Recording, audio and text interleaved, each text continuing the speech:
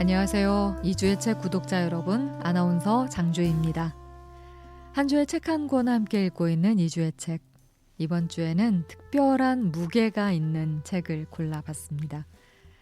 지금은 우리 곁에 없으시지만 영원한 기독교계의 큰 어른으로 기억되고 있는 분이죠. 고 하용조 목사님의 책이에요. 나의 사랑하는 여러분에게 라는 제목의 책인데요. 예전에 나온 책이지만 밑줄 그으면서 구석구석 자주자주 한번 들춰보고 싶은 마음이 드는 책입니다.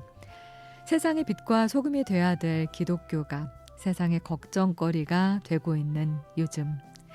하나님의 위신이 땅에 떨어진 것 같아서 마음이 아픈데요.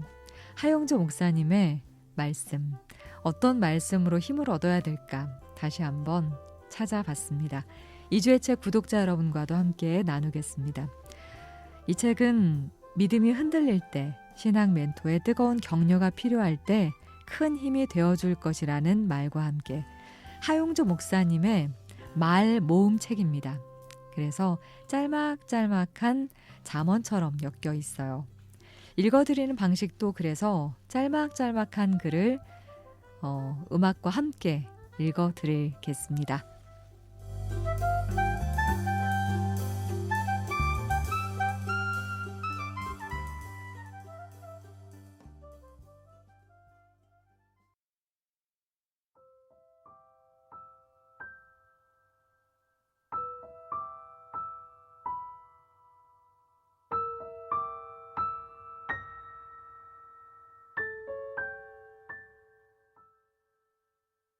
사람들의 환호와 갈채가 집중될 때 한적한 곳을 찾아 하나님과 독대하신 예수 그리스도를 바라보아야 합니다.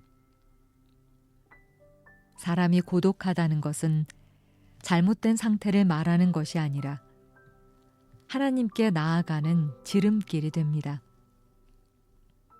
배가 고플 때, 비참함을 느낄 때, 배신당했을 때, 사역의 의욕을 잃었을 때는 예수 그리스도를 바라보라는 신호입니다. 밤이 새도록 하나님께 기도하신 예수님을 바라보아야 합니다. 40일 동안 금식하고 기도하신 예수님을 바라보아야 합니다. 눈앞에 십자가를 두고 땀이 핏방울처럼 되도록 기도하신 예수님을 바라보아야 합니다.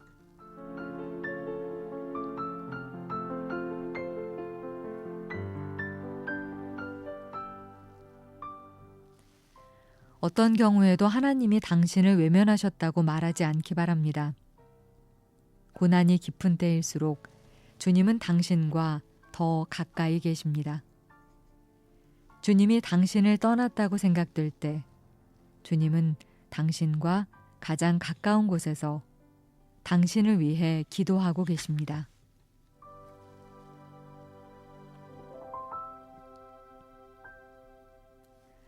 불 꺼진 방을 본 적이 있습니까?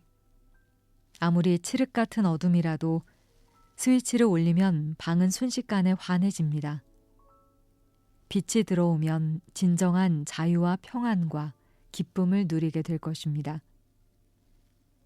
예수님은 빛과 생명으로 우리에게 들어오십니다.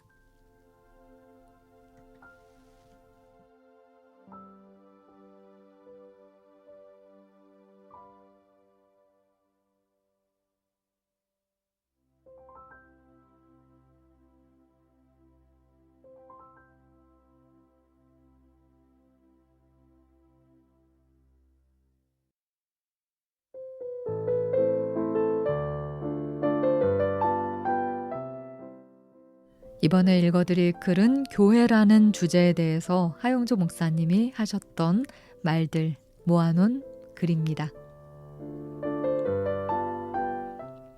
하나님이 계신 곳에서 소리 지르고 싸우고 건방지고 무례한 태도를 보인다면 그곳을 어찌 성전이라 할 수 있겠습니까? 아무리 겉을 거룩하게 장식했다 하더라도 그 속에 서로 싸우고 소리 지르고 헐뜯는 세상적인 모습이 가득하다면 그곳은 시장 바닥과 다를 바가 없습니다. 하나님의 집은 거룩과 하나님의 영광과 위엄이 있는 곳입니다.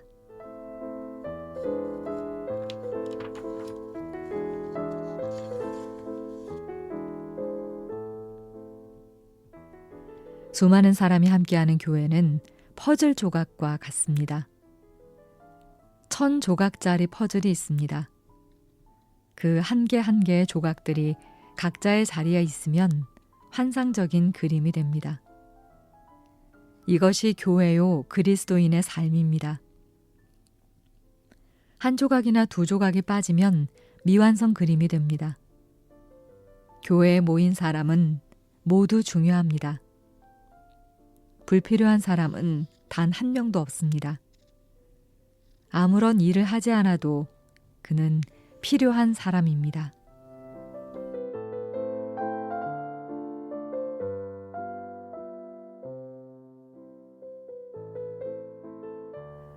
저는 요즘 약하고 가난하고 힘든 교회를 돌보라는 하나님의 음성을 듣고 있습니다. 너희 교회를 크게 만든 것은 너희만 잘 먹고 잘 살라는 것이 아니라 작은 교회를 돌보라는 것이다 하시는 음성입니다. 우리 교회를 부흥시키고 새롭게 만드신 것은 그 모든 복을 한국과 전 세계에 있는 연약한 교회들과 나누라는 의미가 있는 것입니다.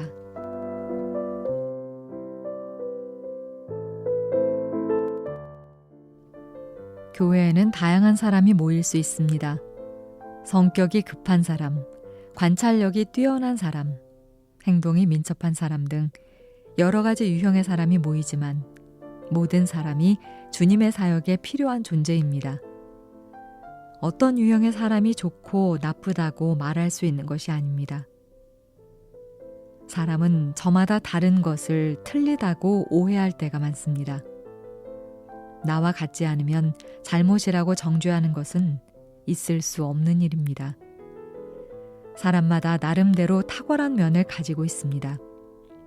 하나님은 이런 면을 합력하게 하여 선을 이루십니다.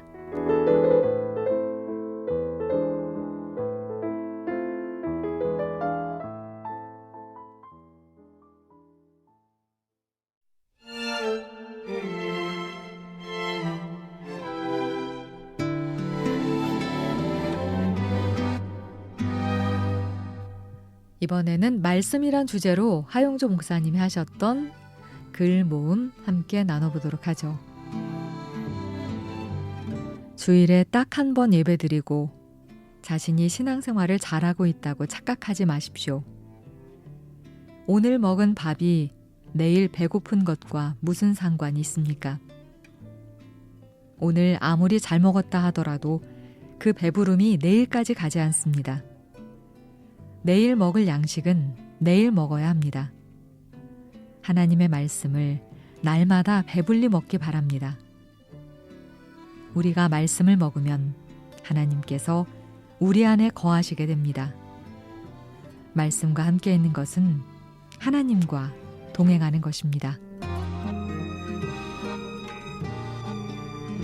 교회에서 성도들이 그렇게 많이 회개에 대한 설교를 듣고도 삶이 변하지 않는 것은 회개가 아니라 후회를 했기 때문입니다.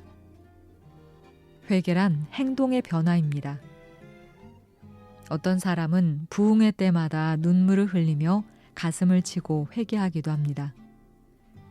그런데 이런 사람이 문제입니다. 왜냐하면 자기 눈물에 속는 수가 생기기 때문입니다. 눈물 흘리는 것만으로 자신이 거룩해진 걸로 착각하는 것입니다. 그러나 거기서 끝나고 말게 됩니다. 그것은 회개가 아니라 감성이요 낭만입니다. 회개에는 죄를 후회하고 슬퍼하는 애통이 뒤따르지만 슬픔 자체가 나를 바꾸는 것은 아닙니다.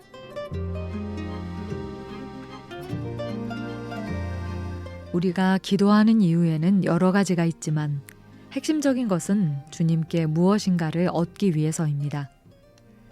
그러나 그보다 더 중요한 것은 기도를 통해 시험에 들지 않기 위함입니다. 주기도문에도 우리를 시험에 들게 하지 마옵시고라고 기록되어 있습니다. 다시 말해 우리의 삶은 언제나 시험에 노출되어 있다는 뜻입니다. 생각하는 사람은 남을 비판하면서 열등감을 쌓아가지만 기도하는 사람은 남을 기쁨으로 섬기게 됩니다. 비교의식과 열등감의 나락에 빠지지 않고 예수 그리스도와 함께 영광의 삶을 살게 되는 것이 바로 기도의 비밀입니다. 기도가 왠지 거창하고 어려운 것이라고 느껴진다면 하나님, 오늘 제게 주신 말씀이 위로가 됩니다. 하나님 감사합니다. 그리고 제 생각은 이렇습니다. 하고 얘기해 보십시오. 그렇게 하나님과 잔잔히 대화를 하다 보면 그것이 진솔한 기도가 되고 자기도 모르게 하나님을 기쁘시게 해드리는 찬양이 됩니다. 쉬지 말고 기도하라는 것은 쉬지 말고 하나님을 생각하라는 뜻입니다. 하나님을 사랑해서 계속 그분 생각을 한다면 그것이 곧 기도입니다.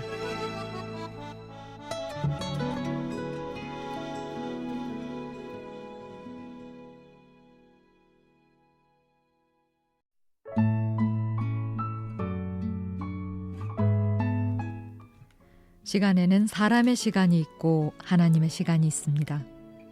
땅의 시간이 있고 하늘의 시간이 있습니다. 하나님은 하늘의 시간표에 의해 움직이십니다. 하나님은 하나님의 계획에 따라 일하십니다. 그런데 인간들은 하나님께 자기 시간표에 좀 맞춰달라고 애걸복걸합니다. 하나님, 꼭 이때 응답해 주세요. 자기들이 임의로 정한 그때 하나님이 응답하시지 않으면 응답받지 못한 것으로 여깁니다. 실망하고 좌절합니다. 그러나 하나님의 때가 있습니다. 우리 인생은 하나님의 시간 안에 있습니다. 우리의 모든 간구에 대해 하나님은 가장 적절한 때에 우리의 기도를 들어주십니다. 하나님의 때를 기다리는 연습을 하십시오.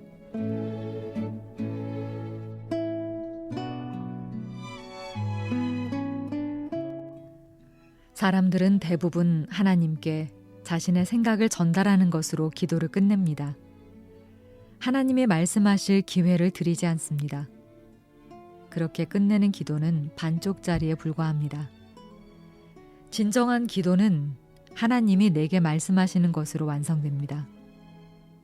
참된 기도는 주님, 말씀하옵소서, 종이 듣겠나이다 하며 그분의 음성에 귀를 기울이는 것입니다. 그렇게 기도하고 잠잠히 기다려야 합니다. 내 소리가 크면 다른 사람의 소리가 잘 안 들립니다. 내가 잠잠하면 다른 사람의 소리가 잘 들립니다.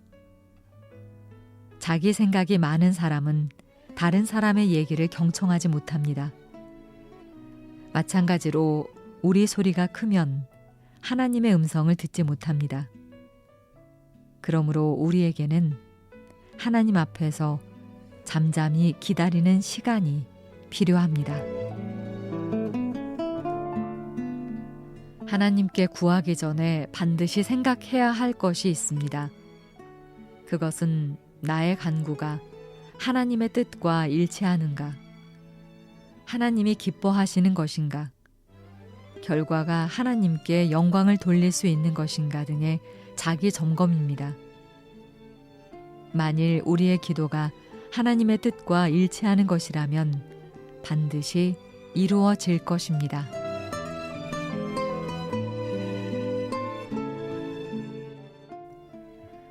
아침에 겸손으로 기도하고 기도함으로 겸손해집시다. 점심에 중보의 기도를 드립시다. 할 수 있는 대로 많은 형제 자매를 기억하며 그리스도의 사랑의 명령을 실천합시다. 오후엔 순종의 기도로 자신을 무장합시다. 저녁엔 자기 자신을 돌이켜보면서 감사와 찬송을 드릴 뿐 아니라 특별히 회개 기도를 드립시다.